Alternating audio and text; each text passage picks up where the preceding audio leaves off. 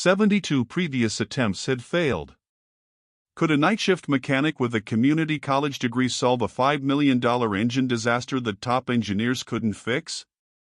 The conference room was tense.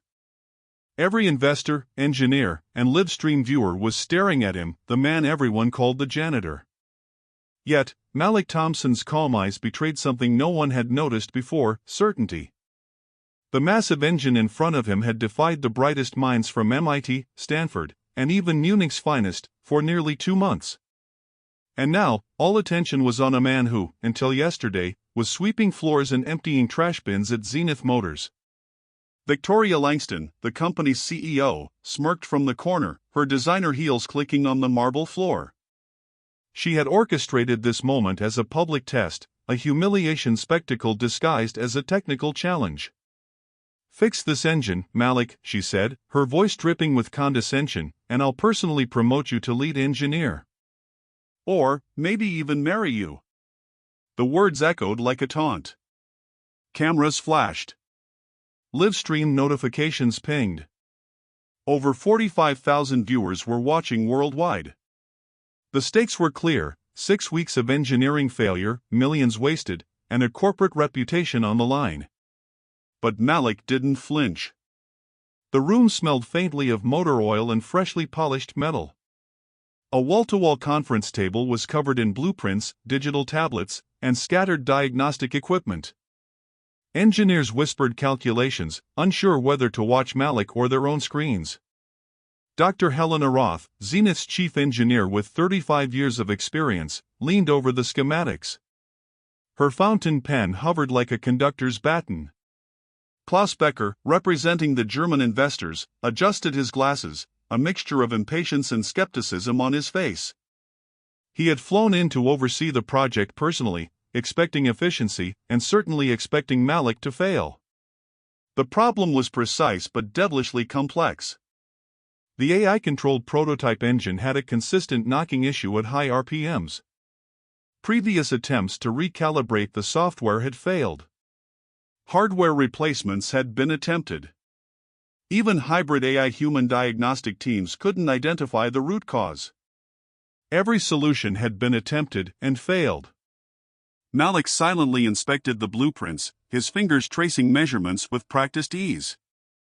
These weren't just numbers, they were conversations. He had spent countless nights after shifts analyzing engine documentation, running mental simulations, and memorizing tolerances down to the micron. Victoria crossed her arms, whispering into her headset, "Make sure the stream captures every failure. This will be viral." Malik's eyes, however, were fixed on one detail: the crankshaft. Its diameter, tolerance, and harmonics told him a story the AI couldn't hear. The German manufacturing tolerances were exceptionally tight. The American calibrated AI, however, was adjusting for errors that didn't exist. A mismatch of metrics, a tiny microgap, yet enough to throw 67 attempts into failure.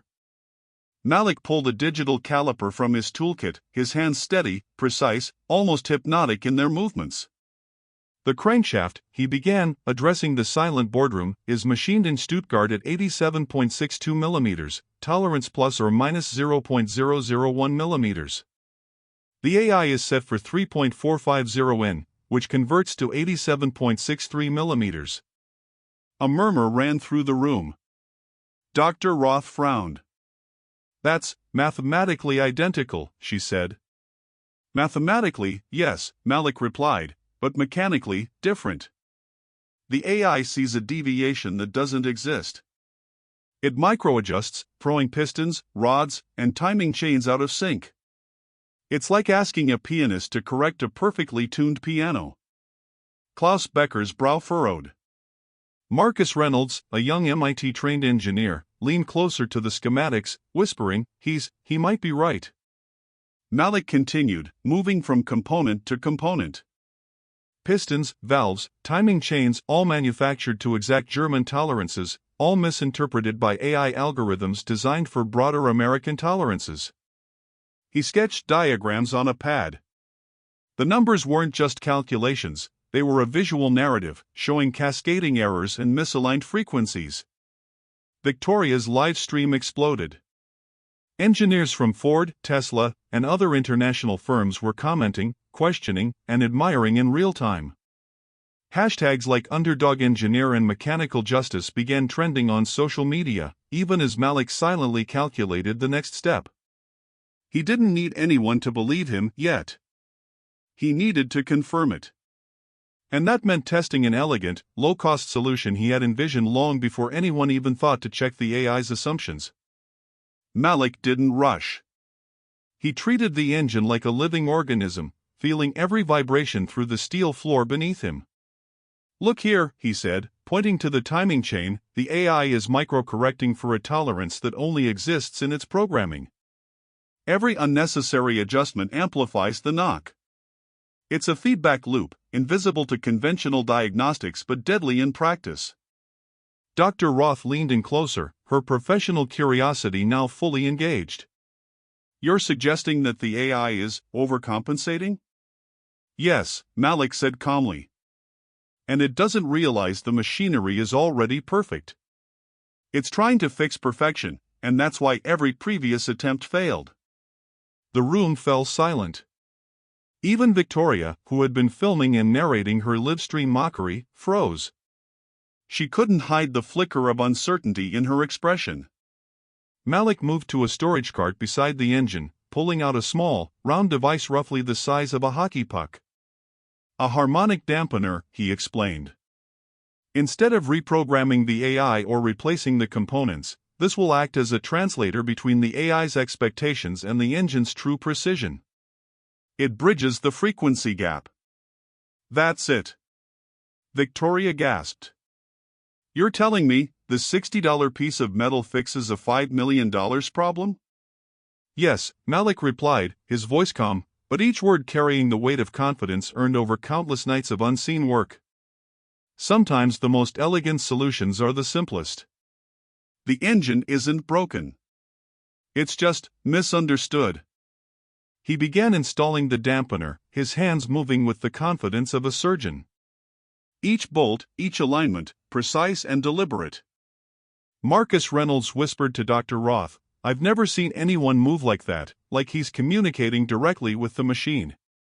The live stream chat exploded. Comments poured in from engineers around the world. "Tesla engineers, are you seeing this? This is pure mechanical intuition. Janitor turned genius, unreal." Klaus Becker watched silently, his Germanic pride making him skeptical yet undeniably intrigued. The murmurs from his own team suggested the same, a mixture of astonishment and reluctant admiration. Malik's methodical approach revealed another layer of the problem. "Notice the pistons," he said, measuring them with digital calipers. "The AI perceives a difference of 0.002 millimeters as catastrophic. German engineering tolerances are plus or minus 0.001 millimeters. Every micro-adjustment it makes is unnecessary, introducing tiny timing errors that cascade throughout the engine. That's why it stalls at precisely 14 minutes every time." Dr. Roth jotted notes furiously, her experienced eyes widening with recognition. "It's not the software. It's the interface. You've uncovered a fundamental miscommunication between AI and hardware." Malik nodded, finishing the final adjustments on the harmonic dampener. "Once this is in place, the engine and AI will speak the same language. There won't be overcorrection. No more cascading failures. The machine can finally find its natural rhythm." Victoria's smirk had vanished completely. Her voice was low, almost incredulous. "You actually think this works?" "Yes," Malik said. He stepped back, wiping his hands on a rag, his posture relaxed yet commanding. "And now, we test." The boardroom collectively held its breath. Dr. Roth moved to the control panel. The moment felt ceremonial, almost sacred. Investors leaned forward. Engineers whispered calculations under their breath. Even Victoria's fingers paused over her phone, her livestream feed now capturing her own professional humiliation in real time. Malik's gaze lingered on the engine, the culmination of weeks of unseen labor and countless small discoveries. He felt the vibration through the floor, subtle but precise. He was ready. "Start the engine," Dr. Roth commanded. Silence fell. Cameras zoomed in. Live chat froze in anticipation. Malik's fingers turned the ignition key. The metallic click echoed across the room like a gunshot. For a brief heartbeat, nothing happened. The engine seemed to hold its breath. Everyone's eyes widened. Then, the engine came alive. The ignition key turned. Silence. The entire boardroom froze, the tension so thick it could be cut with a wrench. Victoria's livestream camera hovered over Malik like a hawk, broadcasting every heartbeat to thousands of viewers. Then, a low rumble. The engine didn't cough, stutter, or knock. Instead, it purred, a deep, harmonic resonance that filled the room, vibrating through the polished conference table and the steel beams above. Dr. Roth's pen hovered midair as her eyes widened. Green indicators flashed across every diagnostic panel. The AI, previously in perpetual error mode, now displayed perfect synchronization. Marcus Reynolds, arms crossed, muttered, "He actually did it." Klaus Becker, normally stoic, leaned forward, his sharp eyes scanning measurements, calculations, and now the engine's flawless rhythm. Unbelievable, the numbers match his claims exactly. Malik's hands rested lightly on the engine, sensing the difference. Where before there had been tension, misalignment, and struggle, now there was flow. The machine wasn't just running, it was performing beautifully, each cylinder in perfect harmony, each vibration aligned with its natural frequency. Victoria, pale and trembling, whispered, "How?" Malik didn't answer immediately. He simply observed, letting the engine speak. Then, with calm authority, he said, "It wasn't broken. It just needed someone to listen." The boardroom erupted with astonishment as the engine ran past the infamous 14-minute failure mark. 20. 25. 37 minutes. Every diagnostic measurement exceeded expectations. Oil pressure, compression ratios, harmonic frequency, perfect. Every failure metric had vanished. The live stream exploded. Comments poured in faster than anyone could read. #engineering justice. Janitor turned genius. This is why experience ego. Victoria got served in real time. Klaus Becker approached Malik, his voice carrying genuine admiration. "Your methodology, extraordinary. Our European development plans will now proceed under your guidance." Dr. Roth smiled, a rare expression of personal and professional pride. "Malik, I've been engineering for 35 years. I've never seen diagnostics this clean. Your intuition is exceptional." Victoria could only stare, her face drained of confidence. The woman who had orchestrated public humiliation now found herself humiliated on a global stage. The irony wasn't lost on anyone. Her live stream, intended to show her dominance, had instead captured her professional downfall. Within hours, the consequences rippled. Malik was promoted to Senior Engineering Diagnostics Lead, overseeing the European Autonomous Vehicle Program. His salary tripled, stock options awarded, and global recognition followed. Tech Vanguard's German investors increased their commitment by 25%, immediately expanding the European manufacturing line. Victoria faced internal investigations. Emails surfaced showing deliberate underestimation of Malik's talents. She was demoted from CEO to strategic advisor, with a 40% salary reduction. Diversity and inclusion workshops, led by Dr. Roth herself, were mandated for all executives. HR policies changed, every employee suggestion had to be formally reviewed, regardless of role or title. Meritocracy was no longer optional, it became enforced. 3 months later, Malik walked through Tech Vanguard's expanded Munich facility. The prototype trucks he had resurrected now rolled out smoothly across European streets. Engines purred in harmonic perfection, AI systems ran without errors, and his grandfather's old mechanical wisdom had become a foundation for multi-million-dollar innovations. Victoria approached quietly one afternoon in the cafeteria, her designer suit replaced by modest professional attire. Her tone was humbled. "Malik, I owe you an apology.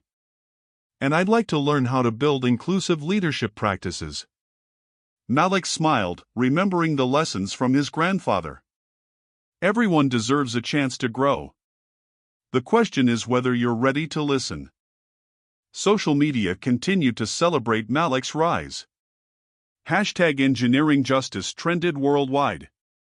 Tech communities shared his story as proof that talent and intuition matter more than titles. The narrative was simple yet powerful: never underestimate the person doing the work you consider small. By the 6-month mark, Malik's influence stretched across continents. European teams implemented his methods, mentorship programs highlighted previously unseen talent, and Tech Vanguard's stock price climbed steadily. That small harmonic dampener, once dismissed, had bridged not only AI and engineering, but also social and corporate divides. In his workshop, Malik leaned over a gleaming new engine, hands steady, eyes focused, embodying the harmony between precision, intuition, and experience.